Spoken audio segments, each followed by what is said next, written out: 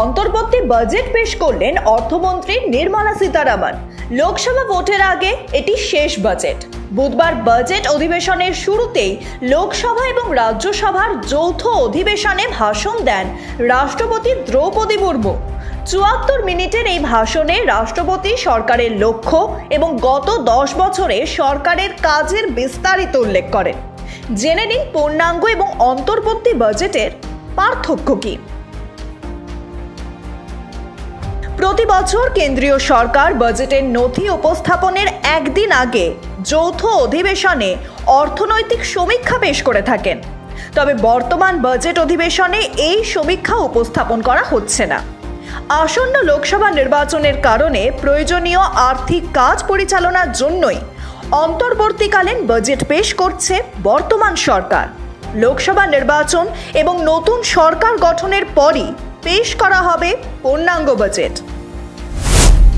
পূর্ণাঙ্গ বাজেট বা বার্ষিক বাজেট প্রতি বছর ফেব্রুয়ারি মাসে সংসদে পেশ করা হয়। এই বাজেট ১ এপ্রিল থেকে ৩১ মার্চ পর্যন্ত পরবর্তী আর্থিক বছরের সম্পূর্ণ আর্থিক বিবৃতি। পূর্ণাঙ্গ বাজেট নথিতে কেন্দ্রীয় সরকারের কর এবং অন্যান্য ব্যবস্থার মাধ্যমে রাজস্ব আয়ের একটি বিস্তৃত তালিকা থাকে।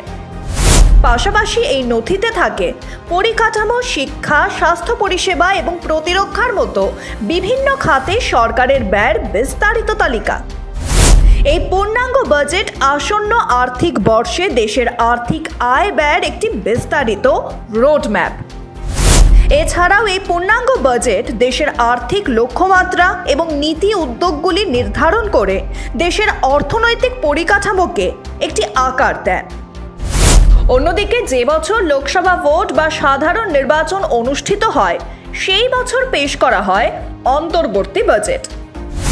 এই অন্তর্বর্তী বাজেট ভোটের আগে এবং পরবর্তী সরকার গঠন না হওয়া পর্যন্ত দেশের বিভিন্ন খাত এবং তার কাজকর্ম যাতে বাধাপ্রাপ্ত না হয় সেই কাজে সাহায্য করে। এই অন্তর্বর্তী বাজেটও পূর্ণাঙ্গ বাজেটের মতো ফেব্রুয়ারি মাসেই পেশ করা হয়। এটি আসন্ন সম্পূর্ণ আর্থিক বর্ষের পরিবর্তে চলতি আর্থিক বছরের বাকি থাকা মাসগুলির জন্য নির্ধারিত হয়। সাধারণ নির্বাচনের কয়েক মাস আগে এবং পরবর্তী সরকার গঠন পর্যন্ত বেতন, পেনশন এবং সরকারের কল্যাণমূলক কর্মসূচির মতো পরিষেবাগুলি যাতে বিনা বাধায় চলতে পারে তা নিশ্চিত করতেই এই অন্তর্বর্তী বাজেট পেশ করা হয়। এই বাজেটে চলতি সরকার সাধারণত বড় কোনো নীতিগত ঘোষণা এবং কর ব্যবস্থায় বড় কোনো পরিবর্তন করে না, যাতে নির্বাচনের আগে ভোটারদের প্রভাবিত করা যেতে পারে।